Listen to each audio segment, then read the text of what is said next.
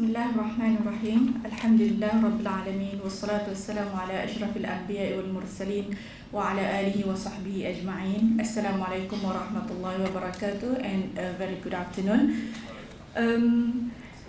I will specifically share with you today the approach of Malaysian towards Shari'ah governance in Islamic finance. So basically, I will go directly towards what are the various models of Shari'ah governance, and then I will focus specifically to the approach of Malaysian. So there are various models of Shari'ah governance adopted by different jurisdictions, and the Malaysian approach is via two-tier Shari'ah governance infrastructure comprising of centralized Shari'ah Advisory Council at the regulatory level, which is central bank, and the second tier is Shari'ah Committee at the Islamic financial institutions level. So this is a snapshot of the evolution of Shari'ah governance in Malaysia. It started as early as 1983 with the establishment of with the enactment of Islamic Banking Act 1983 to allow the establishment of the first Islamic bank in Malaysia, followed by Takaful Act 1984. Then Bank and Islamic Financial Act was amended to allow the operation of Islamic windows in 1996, and followed by 1997, Shari'ah Advisory Council of a Central Bank was established, followed by guidelines of governance of Shari'ah Committee for Islamic Financial Institutions in 2004. Subsequently, in 2009, the new Central Bank of Malaysia Act was passed to enhance the role of Central Shari'ah Advisory Committee, or I will short form it as SAC. Finally, in 2010, the Central Bank of Malaysia issued a new SGF, or Shari'ah Governance Framework for Islamic Financial Institutions, superseding the one issued in 2004. Then we go to what are the guiding principles, or what are the guiding legislations and guidelines that govern the Shari'ah governance in Malaysia. Basically, there are two, which is Central Bank of Malaysia Act that I mentioned just now, and as well as Shari'ah Governance Framework for Islamic Financial Institutions that I mentioned.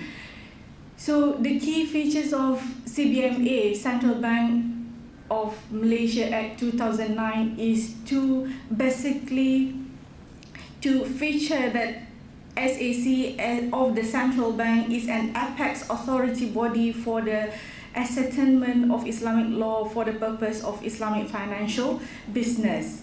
And Shari'ah framework, which took effect, which was issued in 2010 and took effect from the 1st January of 2011, among the key objectives that the framework aims at is to set out the expectation of the central bank on an Islamic financial institution Shari'ah governance structures, procedures, and arrangements, as well as it aims at providing a comprehensive guideline to the boards of directors, Shari'ah Committee, and management of the Islamic financial institution in discharging its duties in matters relating to Shari'ah.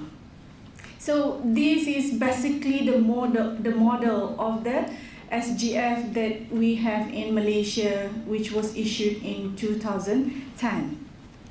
So this is a snapshot of the contents of the SGF. It consists of 6 main sections, mainly general requirements of Shari'ah governance framework, oversight, accountability and responsibility, independence, competency, confidentiality and consistency, and lastly, Sharia compliance and research functions. So from this SGF, we can highlight 4 guiding principles or foundations in which the SGF is built upon. First, oversight, accountability and responsibility. So this is a clear demarcations on accountability and responsibility of not only board of directors but also the Sharia committee and the management of the Islamic financial institutions. And then in terms of independence, whereby the Sharia governance framework issued that the Sharia committees should be recognized by the board as being an independent body. And then Sharia committee's decision shall not be set aside. It is necessary for the Sharia committee to assess all the necessary information in providing the resolution or in providing the fatwa. And then the third one is on the competency. The competency to provide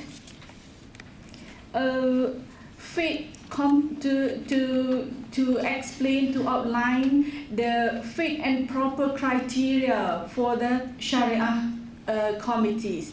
And then it provides that Sharia committee should undergo continuous training provided to the key internal stakeholders. And then from there, Sharia committees will be involved actively in the succession planning program for the Sharia committee itself. And then lastly, the guiding foundation is the confidentiality and consistency, whereby the Sharia committee should confidentiality should be observed by the Sharia committee. And then the restriction of the Sharia committee membership in Islamic financial institution within same industry, whereby a Sharia committee can only sit at one board. If let's say the Sharia committee has already sit on the board at the central level, therefore they cannot be sitting again at the Islamic financial institution level. And then the Sharia committee should not undermine the Sharia Advisory Council of the central bank's rulings.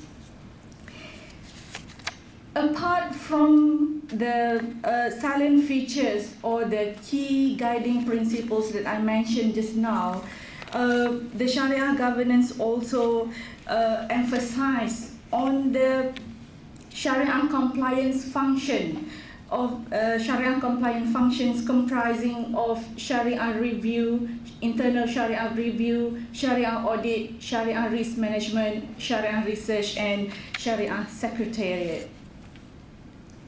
So these are basically I don't have to read through all these because these are among the expectations that the Sharia governance expect the Sharia committee, not only Sharia committee but also the board and the management of the Islamic financial institution to observe.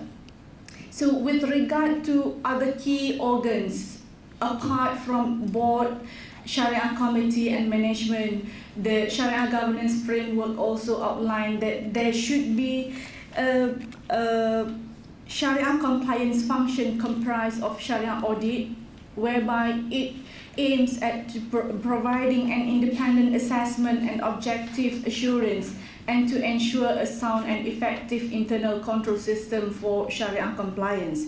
And then the SGF requires the Sharia review to ensure that the activities and operations carried out by the Islamic financial institution does not contravene with the Sharia. And then,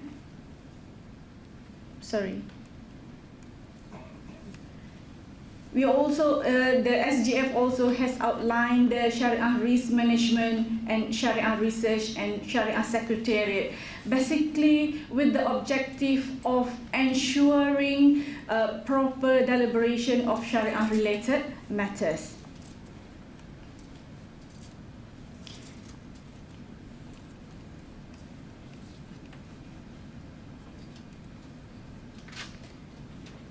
So moving forward, what should regulate the Shari'ah governance? So in Malaysia, we have established a self-regulated Shari'ah supervisory board by establishing association of